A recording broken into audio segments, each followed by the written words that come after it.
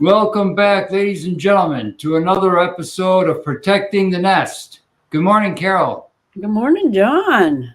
How are you in Atlanta? It's not too hot. The previous 3 days were pretty hot, up in the low 90s, and I was suffering a little bit. But today is great.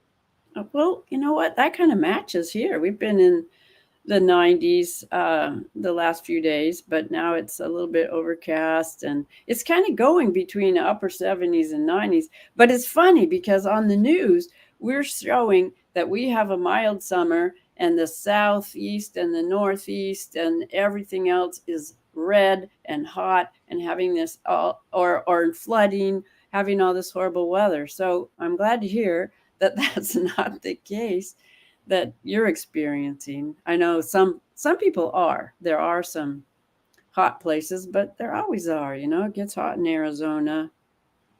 Yeah, I don't mind the heat so much as the really high humidity. It was 92% humidity the other day. Oh, really? Yeah, we don't get that. Rarely.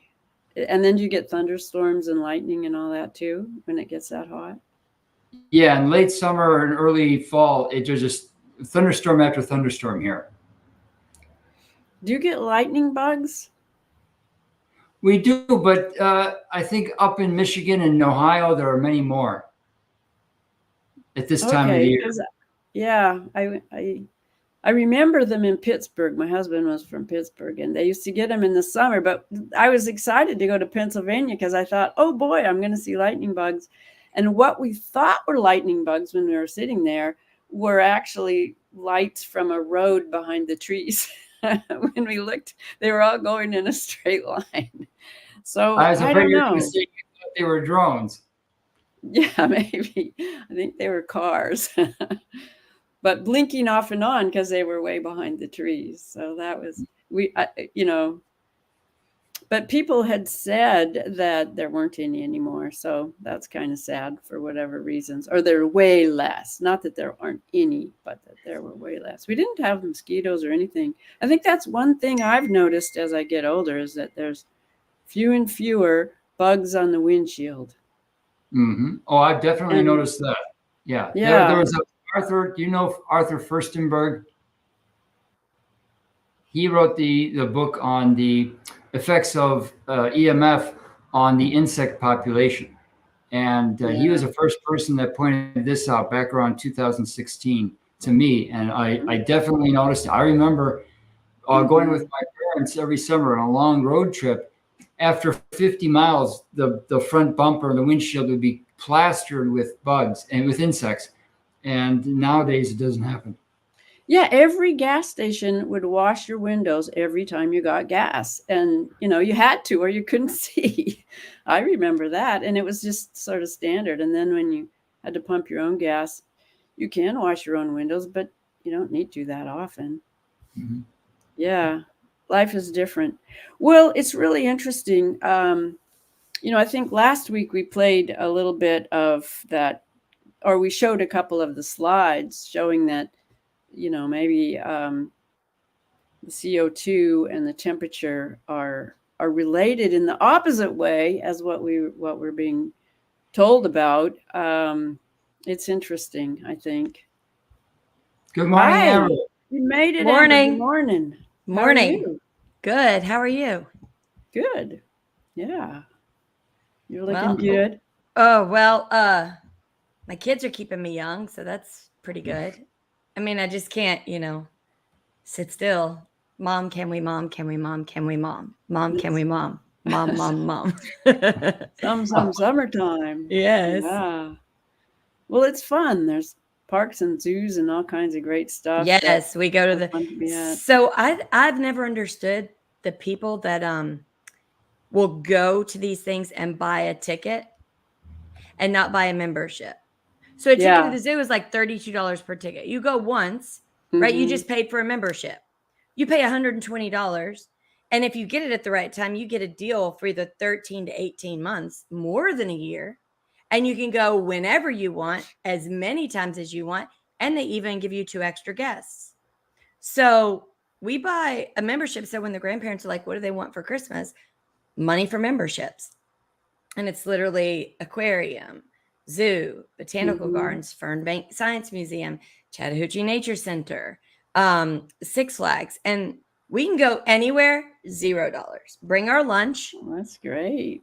And then they enjoy. Most of the places have a splash pad. So like the botanical gardens, they have a children's garden with playground, and children's, like the teachers who tell them what these flowers are. They have like art projects, and then they have a splash pad. Same for zoo. They have a splash pad, and then they have a lot of zookeepers around.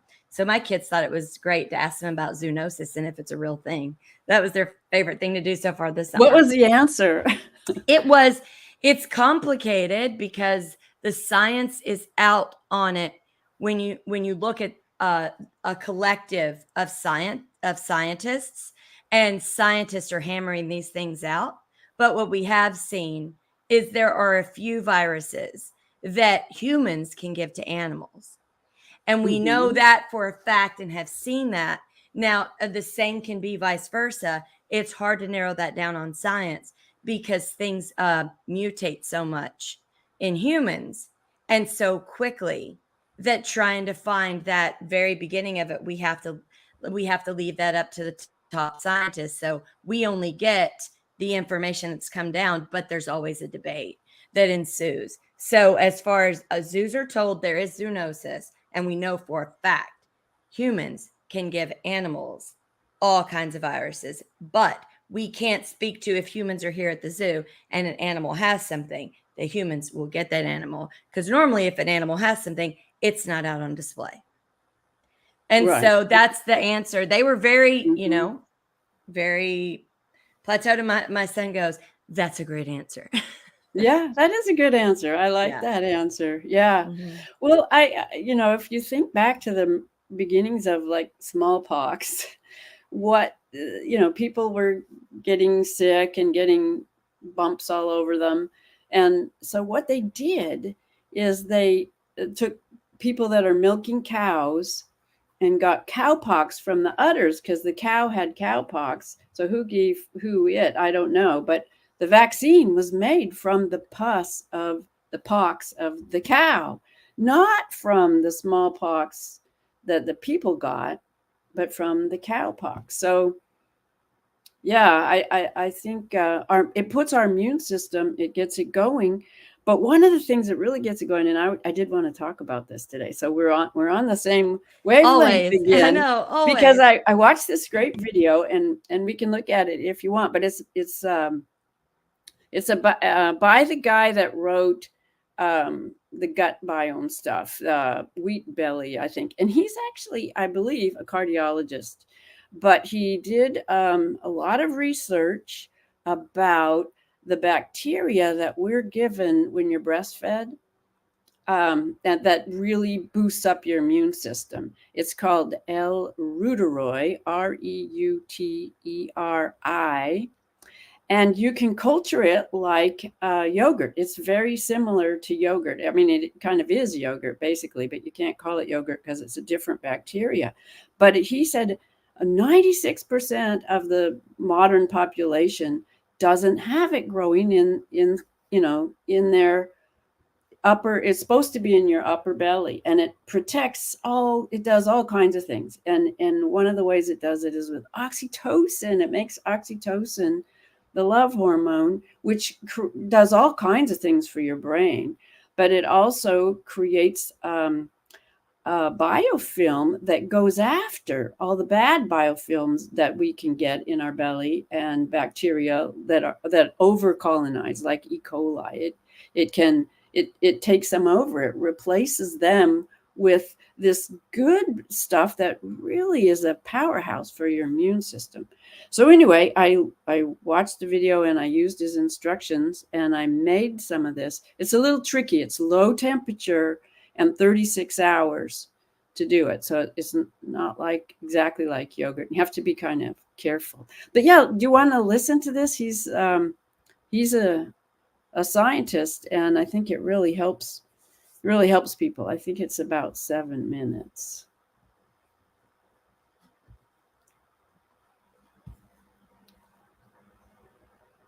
Take a look at my wheat belly blog, but it starts with the You could start it earlier, I think. What did I?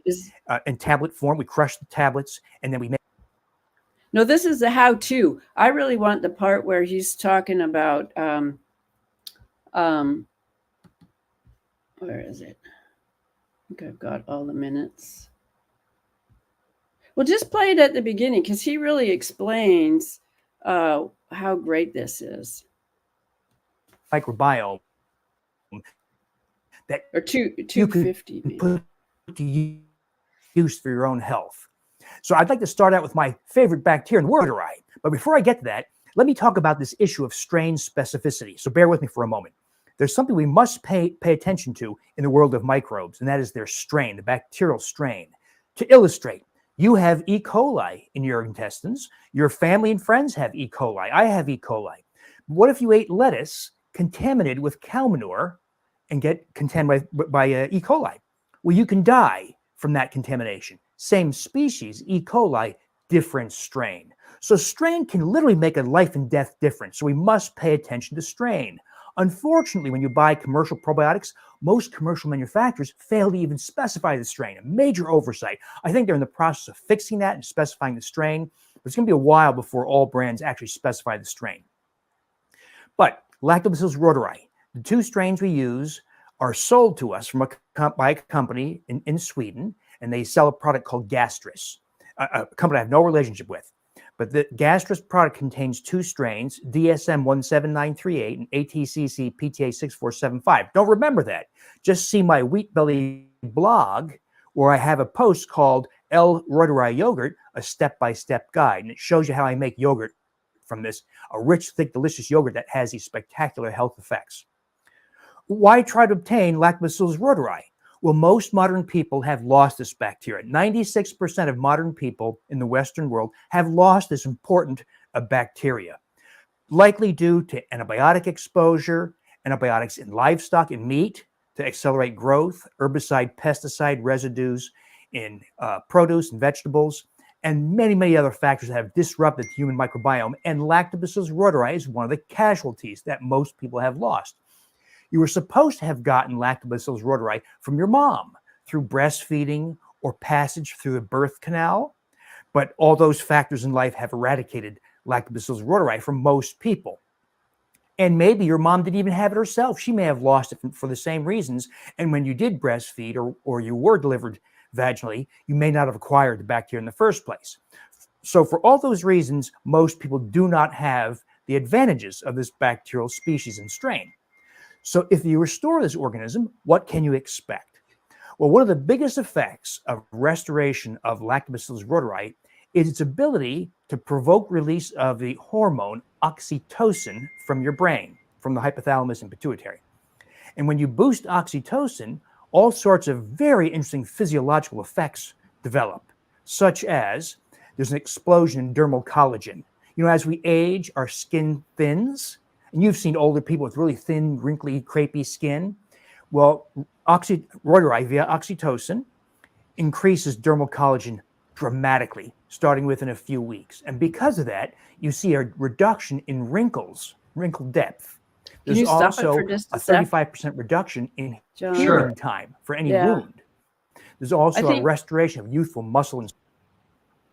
Judith made the point that your skin is not just on the outside. You know, it covers all your organs. It's your epithelial system too. So when you're strengthening your skin, you're strengthening every part of your body. And we know that a lot of what's going wrong right now is in, you know, the epithelial system. So he didn't mention that in this video, but he did in others. We are on the same page. So you know the really strong hydrogen peroxide? Yeah. Okay. So I went to the health food store. In a minute, I'll grab all the stuff that I got. But I got the food grade hydrogen peroxide. And I was told in a bath water, you put a cup or a cup and a half.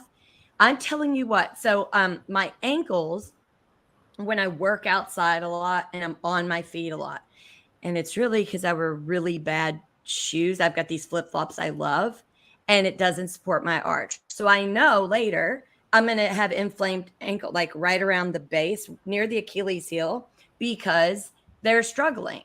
And the minute that I use that in the bath, my circulation, I could feel circulation all throughout my body. My skin absorbed that, and it was like my blood automatically got oxygen. It was like the circulation in my body from head to toe. It just went revving, and I could literally feel, I felt young. It's the most amazing thing. And what the lady said is one night you do the hydrogen peroxide, the next night you do the magnesium bath salt, the next night hydrogen peroxide, the next night magnesium bath salt. You switch that up, and then you'll feel like something just really cleared all of your cardiovascular, all of your, circulation, your circulatory system will feel, you'll be able to feel every part. You'll get, you'll be able to feel when there's a storm coming, when it's getting dark, like all of these things, your nervous system and your circulatory system usually feels, but we've kind of gotten numb to, especially all the toxins. You'll start to feel those sensations again. And my goodness, I mean, I could feel that I was about to have an itch on my back before I had an itch on. It was the strangest, and I thought, this is living. So it's one of the smartest things. And I got some other products that were amazing. These great, simple things that we can do. Well, let's just finish the last couple minutes. I'm going to grab that stuff while you're finishing it. Okay. All right.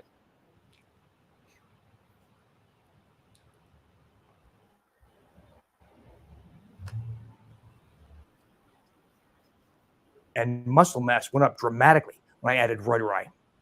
There's preservation of bone density, about as powerful as an osteoporosis drug. That's how powerful Reuteri can be. There's a suppression of appetite. You're given complete control over appetite. There's an increase in libido. So very interesting effects. There are also emotional effects of the oxytocin. So you've probably heard that oxytocin is often called the hormone of love. So it increases affection.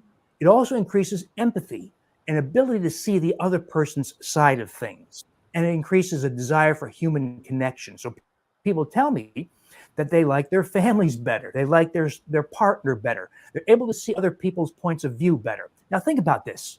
We live in a time of increasing social isolation, record suicide rates, increasing divorce. Is at least part of the explanation, the loss of Reuteri from the modern microbiome, and is part of the solution, restoration of Lactobacillus. I think it is.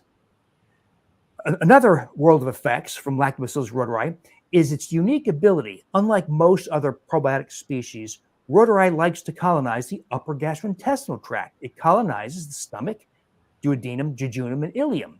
Most other probiotic species prefer the colon. So when Lactobacillus reuteri takes up residence in the upper GI tract, it produces what are called bacteriocins. Bacteriocins are natural antibiotics effective against the harmful bacteria like E. coli or Shigella or Campylobacter. These are bacteria in the Enterobacteriaceae group that cause SIBO, small intestinal bacterial overgrowth.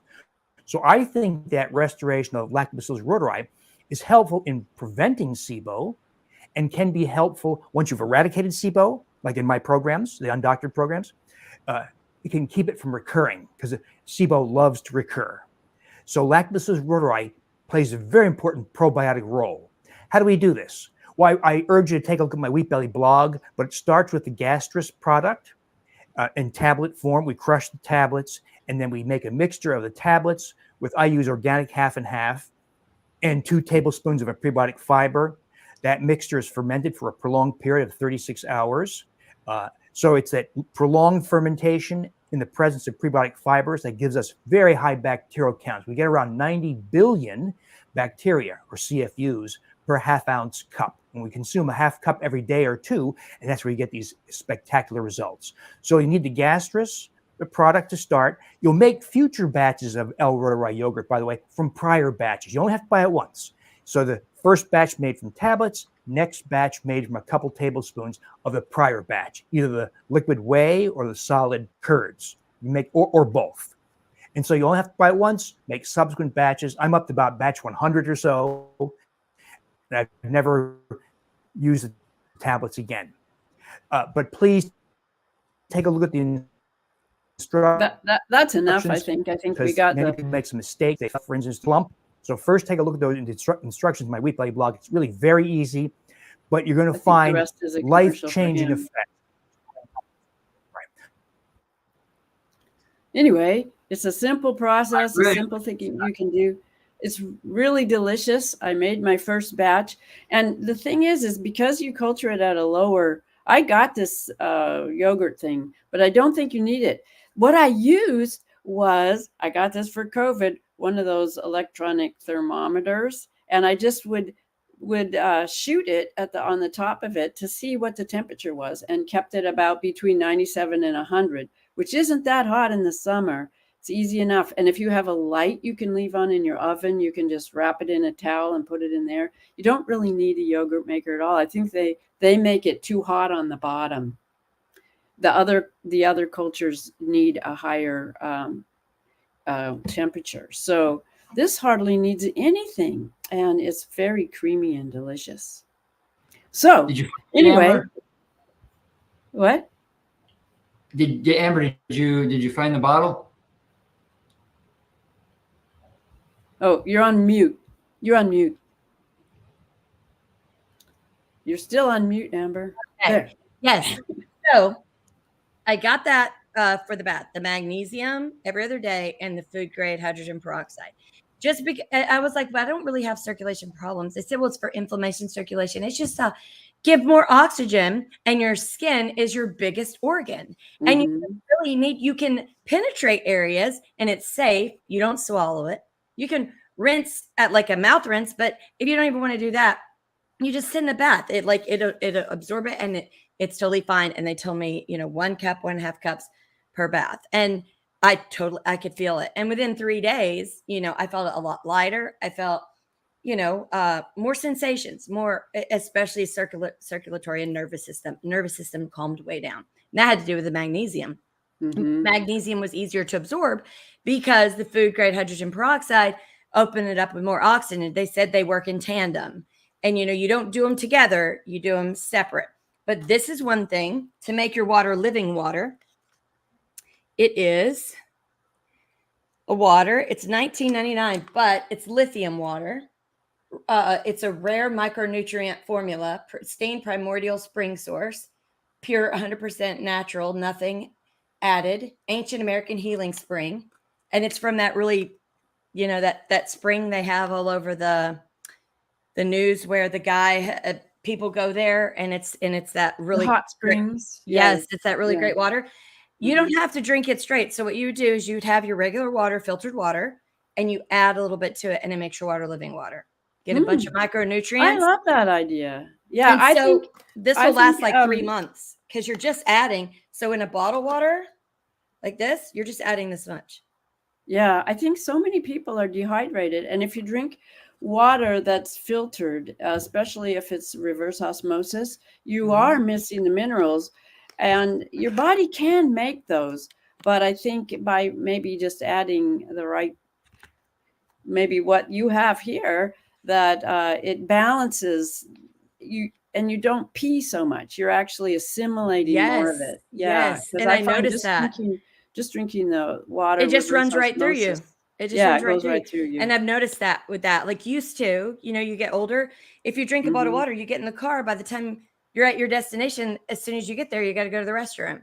That's not happening. Yeah. Because of that. And so she calls it the living water. She says it's great. And I can tell I'm not dehydrated. So I'm not, because sometimes when you're thirsty, you actually feel like you're hungry, but you're not. It's just that you're thirsty. And it doesn't quench your thirst. Nothing is quenching your thirst. Yeah. You're dehydrated. Well, as you get older, you don't feel so much thirstiness. So you have to get in a habit. Yeah, you have to change your habits.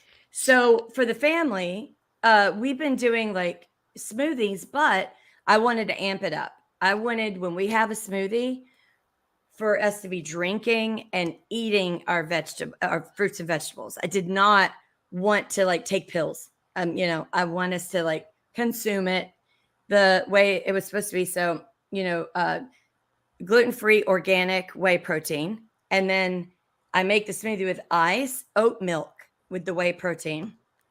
And this is organic super greens.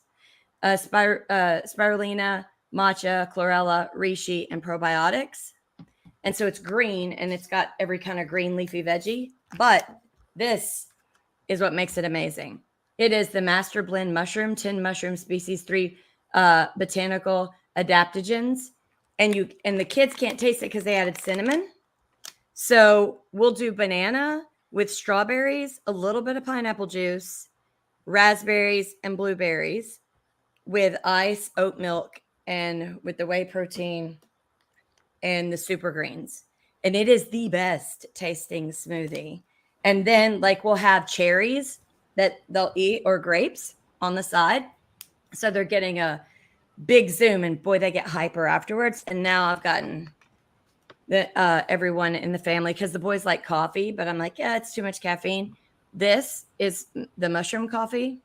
And it's got, it's rise, and it's got cordyceps, lion's mane, reishi, shiitake, turkey tail, and king trumpet. Yeah, and they add cinnamon, and so it's really delicious. It gives you just enough kick. And then the last but not least, you put just a little bit of drop of this. Hang on. What is that? It's another mushroom. Shilajit. It is an all-natural superfood. Type it in, John. It's SHILAJIT.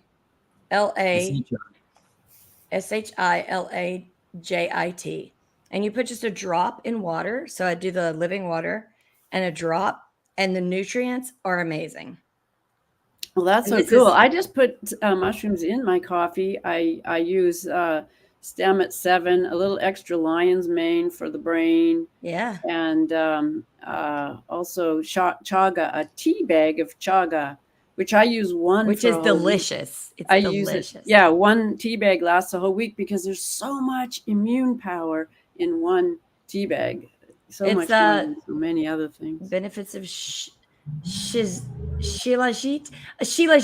But I think you've talked about it before, Carol, which is why you talked about it, because you had shown a video and they were talking about a lot of different things that have nutrients. Well, but I can't remember how it was pronounced. Shilajit or something like that. But it helps you right there. Scroll up or down. There it is. Okay. It's a sticky substance found in the rocks of the Himalaya. You went too fast. It helps with Alzheimer's disease. She gave me everyone can look it up because, okay. It's a sticky substance found primarily in the rocks of the Himalayas. It's scooted down. Shilajit is commonly used for Ayurvedic medicine. Ayurvedic? Yeah. It's an effective and safe supplement that can have a positive effect on your overall health and well-being. And so it's supposed to help with brain function, taking away the fog, taking away, and it helps with focus. But it's been used forever. They have it in a really thick paste. I didn't get that. And then they have like a tincture that you drop in water. But I ended up getting this because you have to use less. And you just put like 2 or 3 drops in a big glass of water. And it helps with low testosterone level, chronic fatigue syndrome. It helps a lot with chronic fatigue syndrome. Well, that's so cool. One of the things about the L-Reuteri that we talked about too is that the oxytocin is a precursor to B12, which helps you rebuild your brain, and folate, which you get in breast milk, but that's what they really add to all the prenatal stuff, because so many people are low. But maybe so many people are low because they're missing that bacteria to culture it. That it's essential for those things. So, we are on the same page here. Well, I think I was also, really watching what happened in the hearings.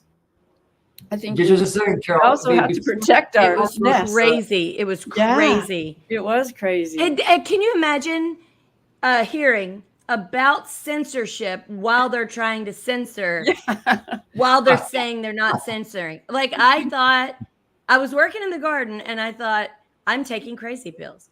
Mhm. I was happy in the garden.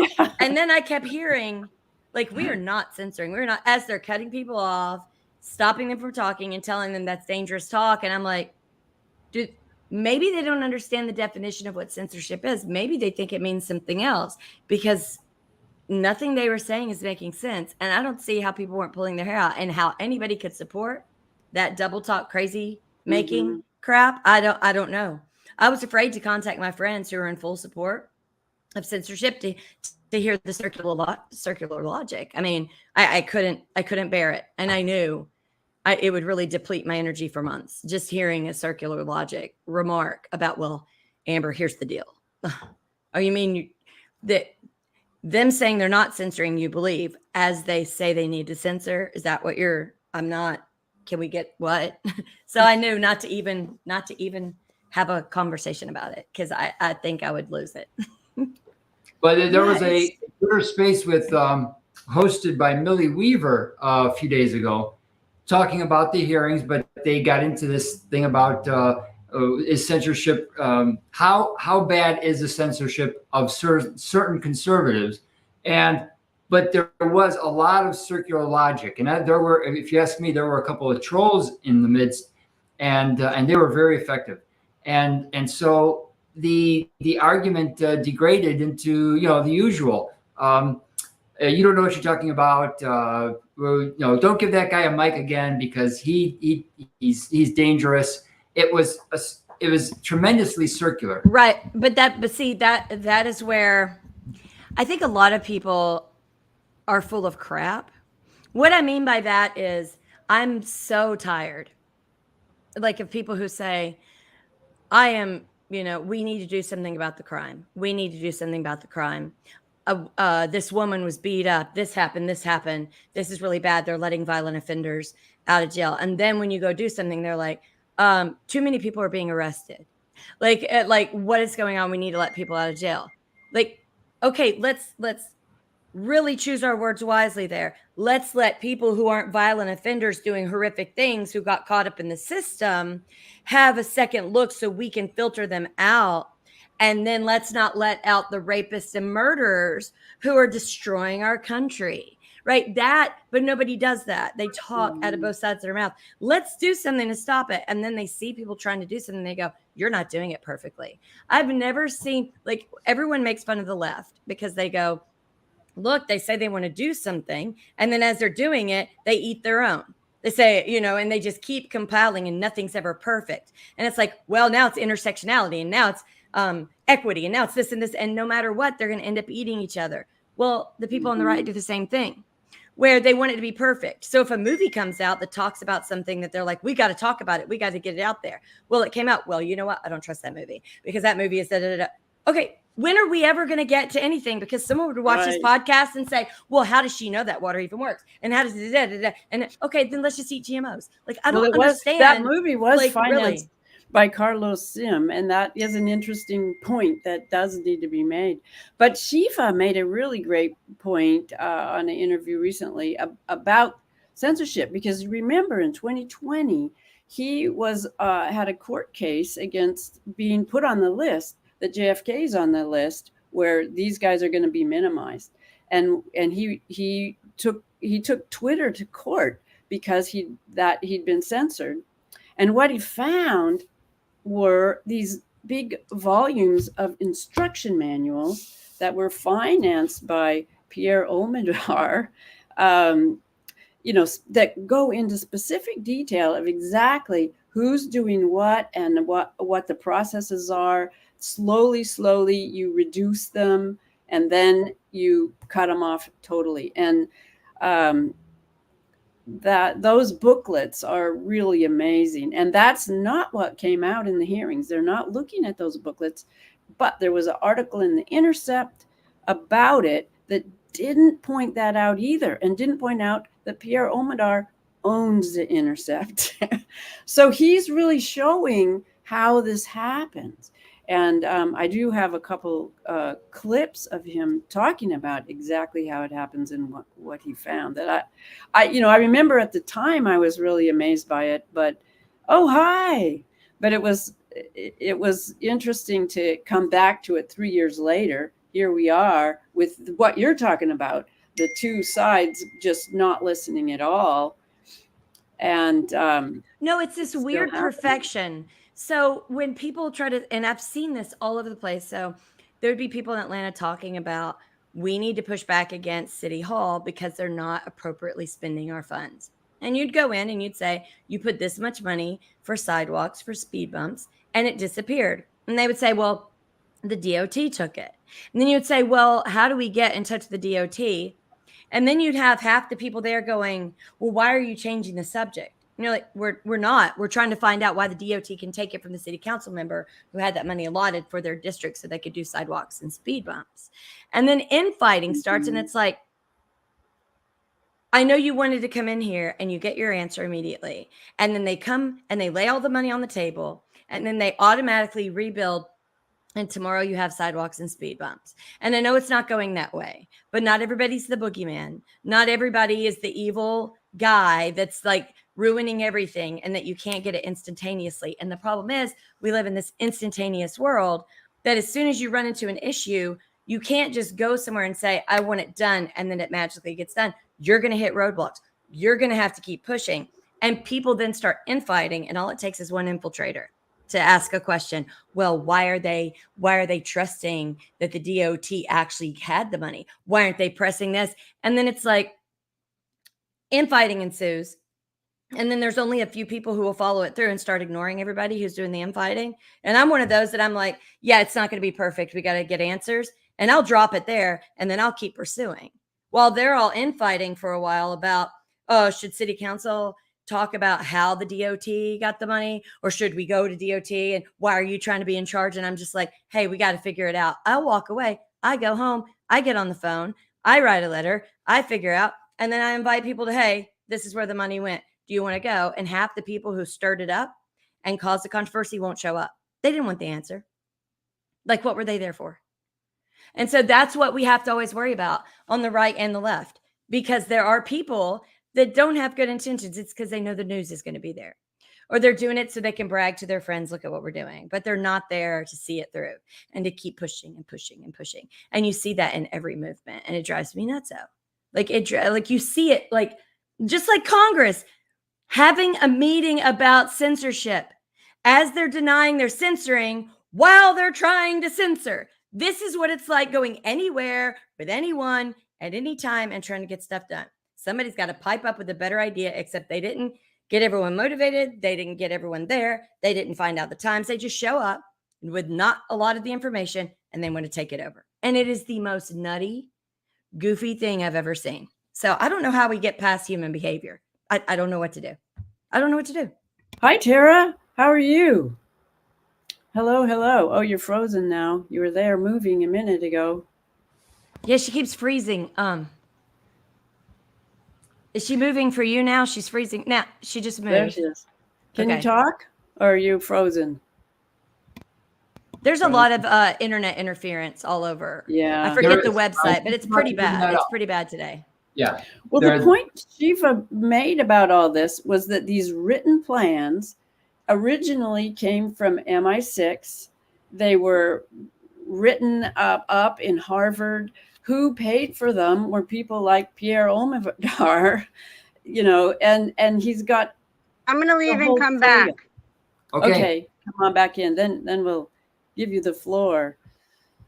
So maybe we could play a couple clips of that. How did this program and the way the news is released is once you take out the actual facts that are done by independent journalists, not by the people that are supposed to be giving us the facts, not by the journalists that are out there, but how that is completely eliminated. Do you want to play a couple minutes? Is that okay? Sure. I just want to put up on the screen Pierre Omidyar, because I think people should know him. We're going to talk about him over the next few weeks. Very interesting individual. He started eBay, then he bought PayPal. So he's one of these guys.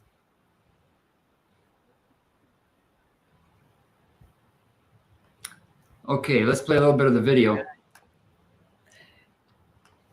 Yeah, This is on redacted, right? Yeah, it was on redacted. And I gave you a couple segments to play that would make it a little smaller.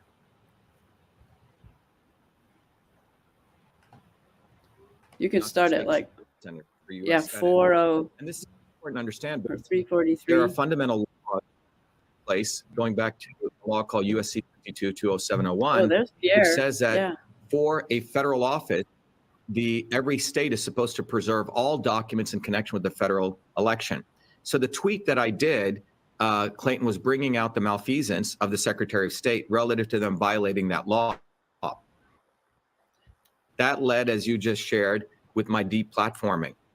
One of the important things that occurred was after that deplatforming, I didn't sit Clayton. I had filed my own lawsuit. No lawyer in Massachusetts really wanted to take on the government.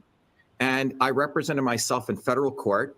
And in the first part of the federal court case, I had a major victory, which again, none of the news media covered. On October 30th, 2020, Tucker Carlson knew about it. Mainstream media knew about it. In fact, people at The Intercept were notified, and they did nothing. And why was that first lawsuit important? Because in that lawsuit, again, this is in a federal court, myself and the judge cross-examined the social media director at the Secretary of State, and she admitted that they have this portal between government and, in this case, Twitter. And that portal was exercised on me, a U.S. Senate federal candidate, because they didn't like what I was saying. After that, the judge ordered them to put me back on Twitter. When I'm back on Twitter, the second time on February 1st, 2021, I'm again deplatformed because I share the findings of this architecture, okay? That led into the judge saying he wanted Twitter to come into the courtroom. So now it's me against 7 lawyers, 3 from Twitter, 3 from the Secretary of State, and 1 from an organization called NACID. The night before that lawsuit hearing in May, I discover what are called playbooks, detailed manuals created at Harvard, originally created in Britain, which lay out the actual step-by-step way in how government will surveil U.S. citizens, not only U.S. citizens, for that matter, citizens anywhere in the world, and has a methodology for rating them as high, medium, and low severity, and then deplatforming them and continually surveillancing them. So first, I was deplatformed first for exposing government malfeasance, and then I was watched and I was thrown off because I exposed this architecture. Now, one of the most important things is that what we discovered in the May hearing was the playbooks and the entire detail. Okay, I want to pause it there for a minute. I encourage everybody to watch this video and to try and get a hold of this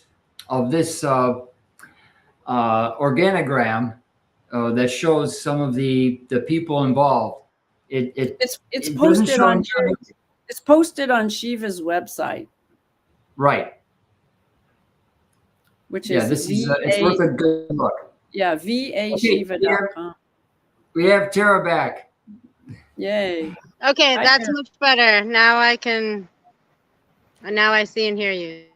We can see and hear you. Good morning. Good morning. Well, I love Dr. Shiva, and of course, he's a fellow Massachusettsite. So, one time on the Mystery Island, we did get a chance to George had an interview with him, but of course, our internet got shoddy like right at that time. But that'd be great to have like a charrette and kind of meet up with him or have some kind of organized Dr. Shiva event. Yeah, it would.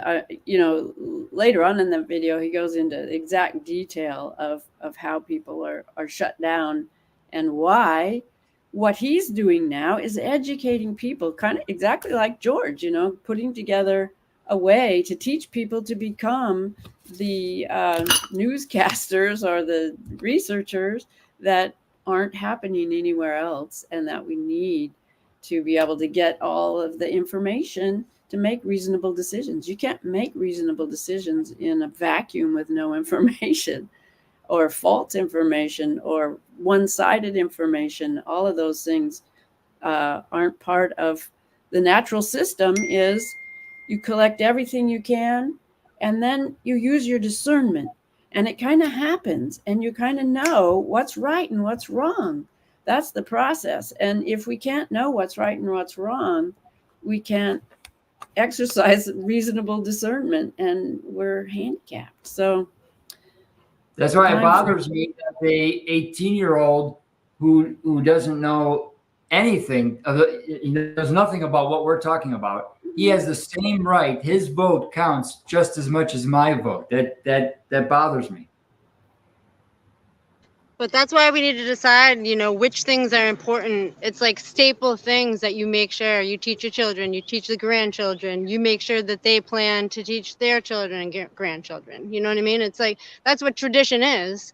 And so that just shows that the caretakers don't recognize the importance of these things. And so we need to educate not just the kids, but the community of people to understand, like, these are fundamental rights. These are how to secure your fundamental rights. And then, of course, as we've talked about many times on the show, not everyone's good at everything. Some people are audio learners, some people like read and they absorb it better. You know what I mean? So it's not anybody's fault if they're not particularly understanding it through like a certain medium. That's why we need to spread. There's a lot of nuances and information to spread around, but you can break it down to like some core concepts that are important and that can be translated into like little kid language or like adolescent language or young adult language or whatever. And the dumbing down of society in general, we talk a lot about bioweapons, right? And so you have social weapons. So we need to start recognizing that there are social weapons. And bioengineering, bioweapons, social engineering, social weapons. So we need people to have that like red flag ability to not necessarily throw it into a box and throw it out, but at least have an initial reaction like, oh, that might be this and that. Like, let me look a little bit more into it. Yeah, really good point. I think the idea that we have different kinds of learning is why we need all the different points of view. Some people have a more scientific mind. Some people are looking at the big picture and can just do a quick analysis. People have different ways of getting into any problem and solving problems, and we need all those points of view. And by closing some down, we're not going to get to the right answer. Yeah, that's what's happening. A good example is this topic of hate speech laws that prohibit you, that criminalize any form of speech, including online, that would quote unquote incite violence or acts of hatred against a particular group. That the hate speech laws are, for me, the big pole in the tent. We have to nip those in the bud. We have to explain to people, no matter their age or their political background, why hate speech laws are so antithetical to the American way of life. Well, that's kind of tricky because we had an interesting case here right by my house a bunch of years ago. This Ethiopian guy, he was an immigrant and he was going to school. He had a young family and he was bludgeoned to death by a baseball bat with these, white supremacist guys. I mean, he was killed just walking home from the bus. And the court case was really interesting because it pointed out that this organization was funded by a very wealthy person. And he was writing all of these things to incite young guys to do these kinds of acts. And he himself, the rich guy that was doing that, was the person that ended up having to, I don't know if he went to jail, but he certainly lost his funding. He was punished. He was the one, the guys were too that did it. But stuff like that is different than calling JFK a racist. He's not a racist. there's not any part of him that is. But you could see by the people that were criticizing, they were trying to put him in that space and call him, a hate speech. And they didn't say malinformation, but it was like he was trying to influence people to think critically about how these things were tested. So, yeah, it is. There are. That the hate speech thing is tricky, and you can see why it hooks people. But you're right. It also is a way to call people names and punish them when they're not guilty, because it's just name calling doesn't really solve problems, and that's the problem that we're in. Everybody's calling each other names instead of putting their heads together, looking from different directions, and really working on the problem. And it's like, do we have to really be that afraid of name calling? It's like, the sticks and stones thing. And if you really look at the flip side of it, okay, it's like freedom of speech has so many reasons behind it, but one of them is to prevent violence. Okay. And so if you are upset in any kind of way, whether you're expressing yourself well or not, whether how much you mean it or not, to like open your mouth and turn it on like a faucet to get out and deal with emotions is going to prevent some kind of like heated brawl in the first place. And let's just look at on the flip side of this is that these people that are anti-hate speech, they're all about violence. Okay, all about it. Those books that we read down during the January 6th thing, I can't, it's not on the top of my head, but it's like the peaceful revolution, all about this like peaceful way to da-da-da, but it's not peaceful. It's embracing violence in the name of peace, in the words, it's like a flip thing. Yeah, I see that they're engineering, and the Millie Weaver episode on Twitter was a good example.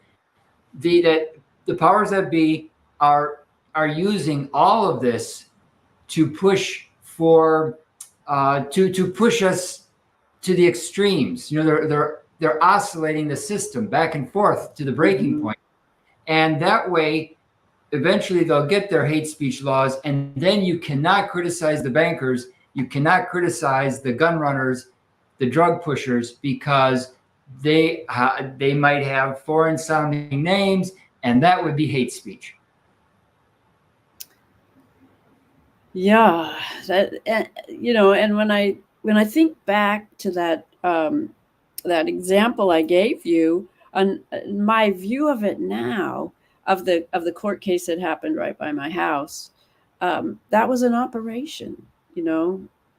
I'm sure that guy's money came from money laundering, and he was probably, I'm not positive, but I'm going to speculate, knowing what I know and seeing the patterns we've been watching them play out, and letting the system run and observing it is how you learn from nature.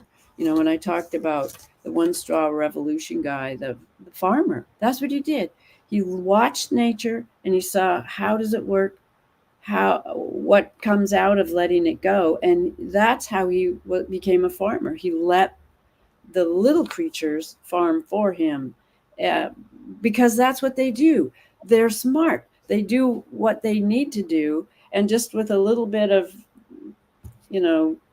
throwing something, clay and seeds on the pile, it happens, So, and he got way better solutions, way better crops, way more nutrient density. He got more out of his small little acres than anybody doing a monocrop. So that's what we need to learn how to do, to just, it's okay to be messy. It's okay to let the jungle be the jungle and just be there to harvest it, and you get more that way. Well, let's go back to this Shiva interview for a couple minutes. I think that this is there's a lot of material. It's a very dense topic. Yeah. Well, you could skip forward a little bit. I think he's either starting at like 7:10 for a while or 10:40 and letting it go close to the end. Those are both, because he does kind of repeat himself a little bit. Is this a commercial? Oh, commercial. Big data. No, just kidding.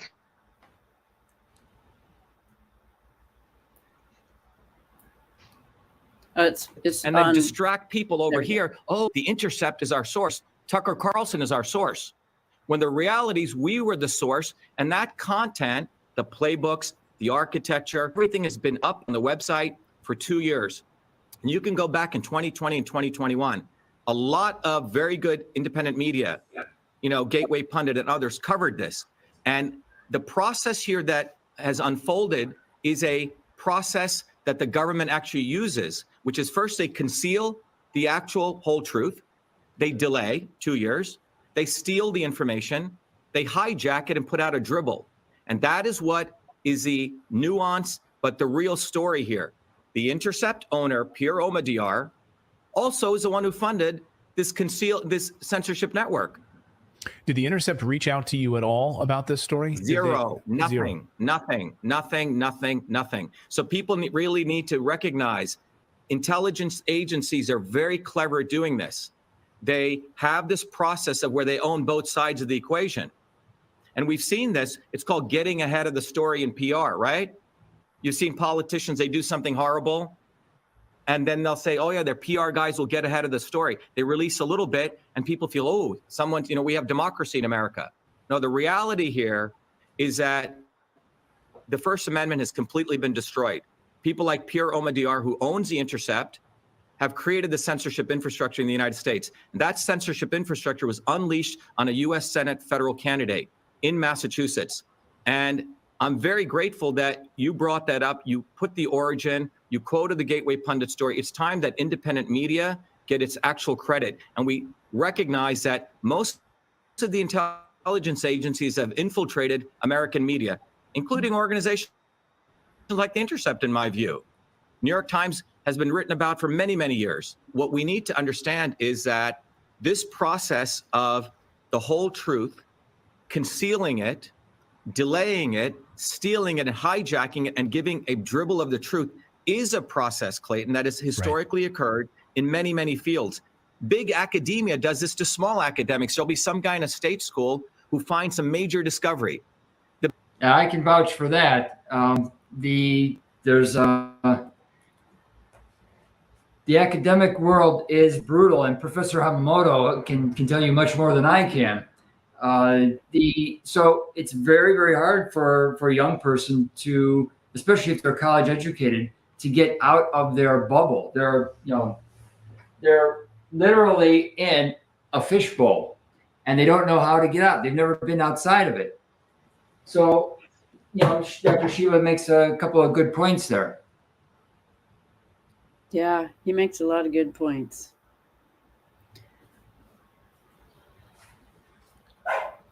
Oops. All right, let's play the last segment. Yeah, I think I'm eventually going to watch party this video.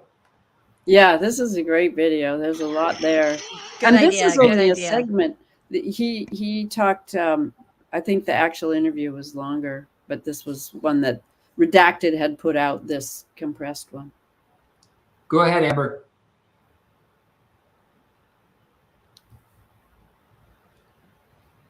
Amber, you're going to say something? No, I was saying I think watch party is a good idea.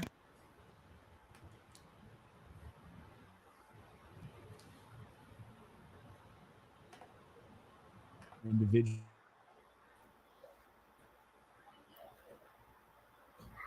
Using this playbook. Yeah, great. So remember in the preliminary injunction, the social media director said, when I was getting ready for my May hearing, I couldn't find anything about the partner support portal. So I researched. At 12 midnight, the night before my hearing, I find a set of documents on a server in Britain, written by a woman who was talking about the general counsel at Twitter, talking about this partner support portal they created so the UK government could use it to censor UK citizens. That led me to a server at Harvard, the Harvard Belfer School, where I found all of these playbooks, about 5 of them. What do these playbooks show? What are they? Playbooks. They're actual manuals for censorship in very anodyne terms. So they call the people that they want to censor influence operators, US citizens, or it could be anyone. People of influence like myself, people get a lot of tweets. By the way, I had no bots as my Twitter account, right? My followers. All my Twitter, I would do a tweet, Clayton, and I would get 30,000 retweets, okay? Massive traction with 400,000 followers. So in this playbook, first of all, they say, how do you identify someone who should be surveilled? They have a methodology. One of those is someone who says politicians or state officials are corrupt. That's a red flag. This is what I was doing, talking about government malfeasance. So that then goes to playbook 2. Playbook 2 literally lays out a 4-step process, 4 stages. Step 1, identify those people. Step 2, categorize them into severity stages. And in that categorization, they actually have a step-by-step method. Do they have credibility? What is their volume? Do they get traction? Per that step, they have another section in the playbook which is how you rate them, low, medium, or high severity. I was rated as high severity.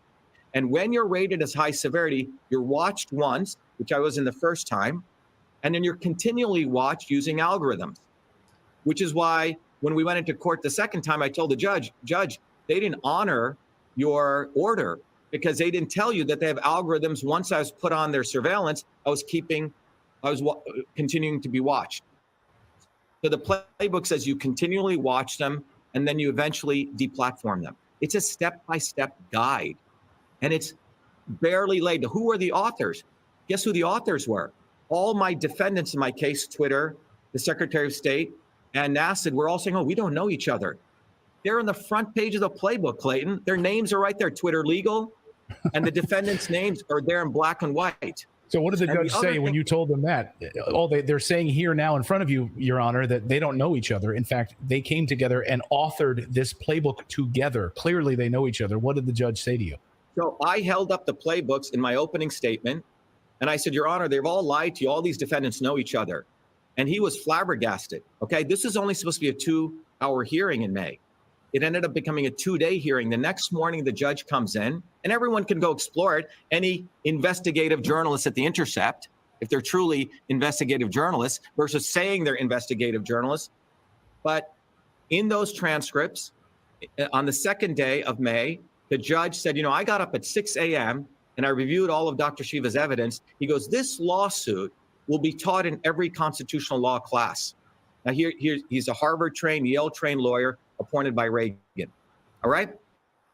So that's what happened.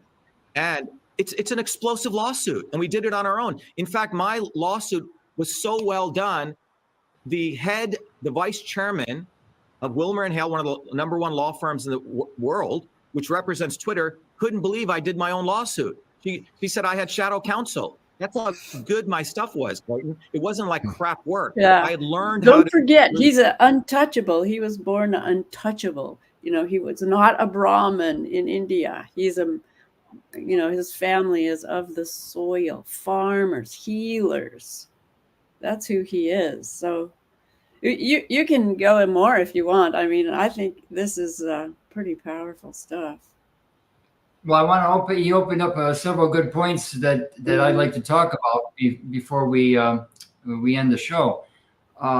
This idea of the playbook is very important, and I don't think that it's just at the Belfer Center. I think the playbook exists in several places down in Fairfax, Virginia. Oh, many places. It's online. The people that are getting hired get trained from that playbook. It's all over the place within the deep bowels of government. What I've been finding, I don't know how to say this without saying it. Okay. I am finding there are so many people hired to just be disingenuous, to guide people almost to where you're looking. And then when people really get passionate and are willing to do something to cause infighting and to cause a sharp detour, and then people feel like they participated in something or that they're fighting against something, but they're literally just being led into another, like, oh, here's another emergency. You see how yesterday was an emergency?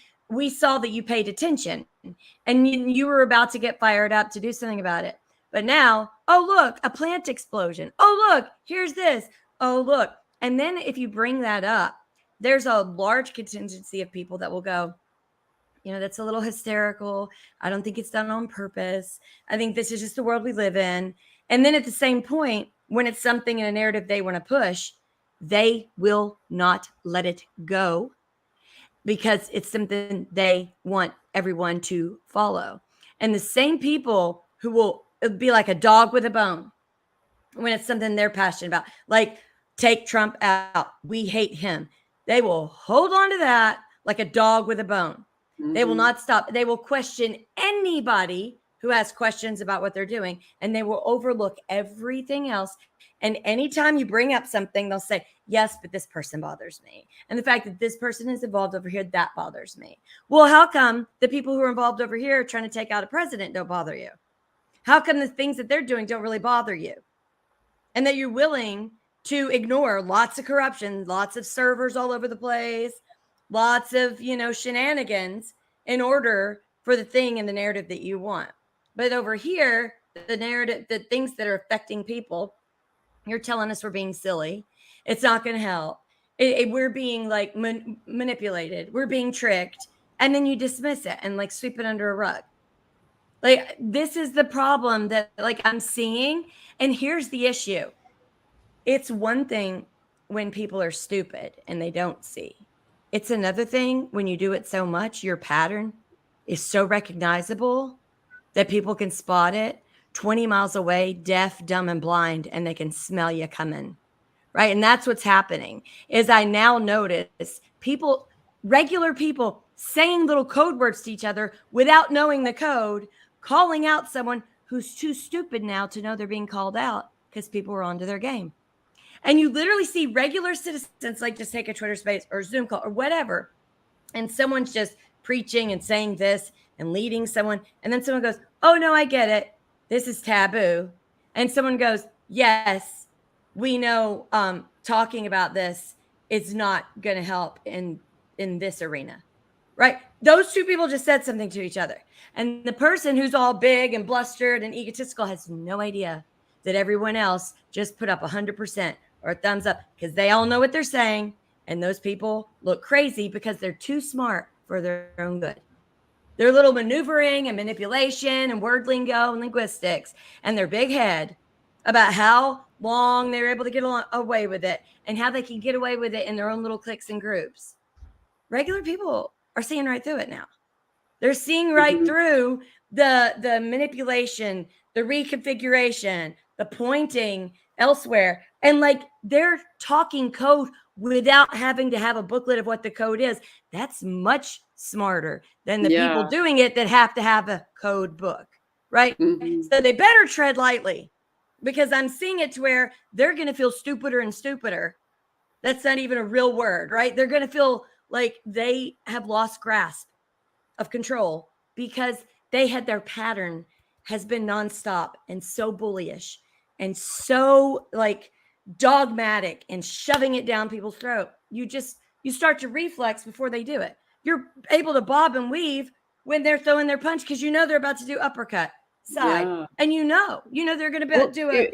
But we only know if we look at it, you know, and having that opportunity to see the playbook and to see when it's coming at you means you can make those plans. But if you can't see it, you just get flattened, and this is our opportunity. So to spread the word. I'll tell you, there are people that I gave up. Like I was frustrated, but I actually am seeing people have conversations in between the lines that don't know each other from different areas that have never connected and aren't even friends. Not only pick up on what the other one's saying, while the other one who's trying to control everything is blissfully unaware. And I'm like, whoa. Yeah, so that's interesting. Yeah. So I've been really floored. Yeah. I've been really floored because people, I think when you push someone to the point where they're like, all you do is lie It's just another BS shenanigan full of crap, another excuse, another misleading. It's like that kid that that's what do you call it? Peter and the Wolf. Cries wolf, cries wolf, cries wolf. You just start to tune them out. And in particular so we've mastered it where now we know when it's not crying wolf. And now we don't even fall for the book where even when they're crying really, like we're even able to tune into when they're serious. And we're learning to tune them out when they're full of malarkey, because you see a lot of posts where they're trying to feed you something. If you go to the comments, they're like, this was manufactured. This was like 10 years old. Look at what they're wearing. That car hasn't even been manufactured. Look, that business isn't even there anymore. Hey, I just Googled and those businesses don't exist. That was like 8 years ago. If you read the comments on some of this stuff when they're trying to cause division and hate between people, and you go back, you're like, why are they recycling? And you'll see comments, why are they recycling this from 5 years ago? Like, what are you doing? Like, what is this? What is that? And then it's always from someone who lives in a different country. Day. Yeah, but they live in a different country, and then they want to have a say in our country, and they put out all of this division. And then there's people that call them out on it. I talked like to a bunch Ian of Miles people Chung. He does that. Mario Nofelt, they do that. They act like they care about America, yet none of them are American citizens, and they don't even come here. And then they discuss American politics. It's like, I would like to know what's going on in your country, and then I'll tell you what's going on in my country. But they don't want to have that exchange. And that gets very frustrating. Well, Carol, were you going to say something? Or did you guys agree? I had to respond to a Okay, call. that's okay. I hear you again. I thought I sent him a text. But I think that we just need to keep calling them out. Keep talking about the playbooks. Keep pointing out what's really you do a fabulous job, Amber. I mean, everybody is. We're learning it. We're learning from the best how to see these. They're tricks. They're just tricks from the fox holding the hen house or hostage. Well, I've learned a lot from like Tara when she's talking about when she talked about the museum and they went there and like the feeling that you get, the energy, and then a lot from you when it comes to like water and what you put out, like what comes out of your mouth can affect how responses are. And so everything that I learned from everyone that I really hold dear, like with how they're responding back and forth, I integrate that into what I'm seeing and how to handle, I remember when Tara said this, I remember, this. And then when you integrate that, you're integrating another piece of the puzzle and connecting it and then getting a bigger view. And because of that, I'm able to see how people are responding more so than me just being very emotional, frustrated. And then I know what I know. And then I figure it out. But taking the pieces from all the people who've been researching, looking into what's going on and actually putting that together, it's so helpful to integrate. You're getting the osprey bird view. Yeah. Yes. Well, yes. It's practicing discernment. Yes. And practicing takes a long time. Open to nuance and trying to understand what it's coming from. And it takes a long time automatically as you practice. For me though, it's taken almost 2 years. I'm usually quicker than that, but I think because it's been such a trying time, and when you're worried about kids, that brings that like that. You're not just whatever happens, I'm fine. It's like wait, I can't let my kids see this danger, and that is like the learning process was a little slow, and so thank goodness that builds integrity. Yeah, but man, and I noticed women are becoming much stronger because they had to figure it out for the kids, but then also get on the battlefield for the mind instead of like parents. Sit behind. Yeah. And so then it's like, whoa. And so now they're, they have a lot more, energy than what they usually had in reserve. It's like their tank became, how when you look at Jeeps, they have the side tank. It's like now there's like 4 tanks on the Jeep as well, the gas tank, and I've always wanted women to have that and to allow men to have theirs so we could work together. But I always felt like women only had a certain amount because of the emotional issue. But when you get traumatized, your emotional, you can now intake a little bit more. And so now our tank can get a little fuller.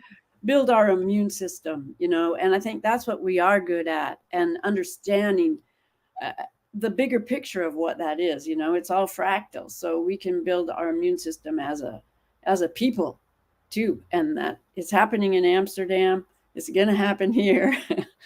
It's happening already. Well, listen, you guys, I know it's 2:00 and I can do this very quickly, but I just want to leave you guys on a silly note. And I don't know if I can capture with words how funny it was. But anyway, so, okay, there's my household, as you guys know, it's very busy. There's a lot of, you never know what might be going on, right? So there's a dog that doesn't live here, but stays here quite a bit. And he's a little terrier, wicked sweetie, Jack, I don't know what kind of terrier, but a good one. And so the other day I was thinking about how I've talked about you guys before, how these people that are playing parts in the trickery and stuff, you wonder who's who. So when Kamala said the thing, I barely pay attention to these people, but when she said the thing about like population control, I'm thinking these people are really clowns. They're really clowns. And in the Pueblan societies, they have these koshari, and those are the tricksters that come out. And I was like, oh, they're like the koshari doing these tricks and all this, whatever. So I happened to be alone with the dog in the house, which is very rare to even be alone in this house. And so I'm thinking that to myself. And as I walk down the cellar stairs, I start doing the Kamala cackle, and the dog ran down the basement stairs, and he was going to get whatever that thing was, because he was not having it. And it was like the funniest thing to me, just like speaking on protections, you know, male, female, whatever, dogs, cats. This dog has got your back. He will not let that Kamala cackle come into the house for 1 second. He's going to get it. I love it. Yeah, I saw that clip where she just throws in, you know, lower the population. And I'm just like, how do they have the nerve? Because they think people are so stupid that they won't notice. And if they do, it won't even get off the ground because people don't care. Or they really think that there's a lot of people who are support eugenics and that they're cool with it, whatever it is. And maybe they're on Substack or maybe on Slack channels. Maybe there are lots of groups of people who say, yeah, we need to get rid of a lot of people. And if that is going on, shame on any of you who repeat that. Shame on any of you who act like what Hitler did is okay now. And then you get to call everyone else Nazis. Like, you're disgusting. You have zero logic. I can't even call it circular. You're just an idiot who talks out both sides of your mouth. You're worthless and you're a spot in the universe. Pull your crap together. You cannot call someone a Nazi and then have the same philosophy as a Nazi. You moron. You freaking moron. These people are morons. Good God. Excuse my language. Disgusting. Well, hopefully we'll all recognize the ridiculousness. Yes. Like the court jester has got rabies. The court jester now has rabies, and we're surrounded by clowns too. It's ridiculous. It's a real battlefield. Before we go, I want to close up an argument that we left open a few weeks ago regarding vitamin D3. Our fellow Osprey, Linda in Georgia, told us about this argument, a small-scale war that's been raging between doctors on vitamin D3 supplements. And so I'm going to put up this.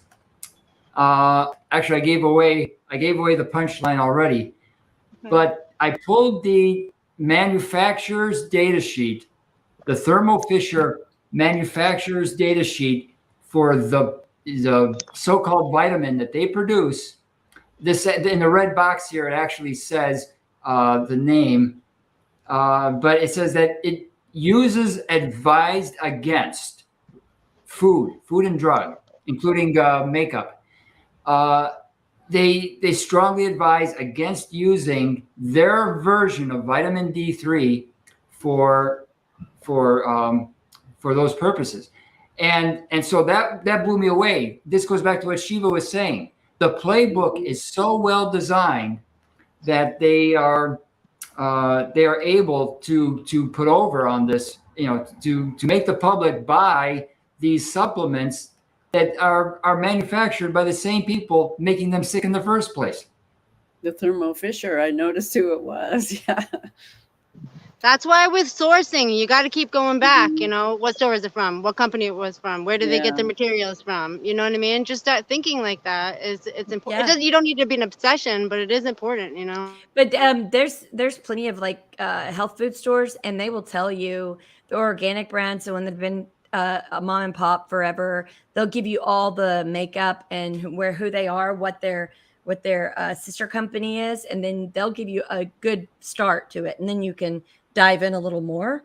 And so another thing is get outside to get your vitamin D all through the spring, summer, and fall, even 15 minutes. And then in winter, eat foods that are high in nutrients. And when it's sunny, get out there and at least expose your face. But then there's also, the little lights that you can have, and magnesium is a really good for mood, because in the winter, that's really important. You need these micronutrients that supports mood, so that you're wanting to get outside in the sun. We were made to have a little bit of sun, at least 15 minutes a day. Yeah.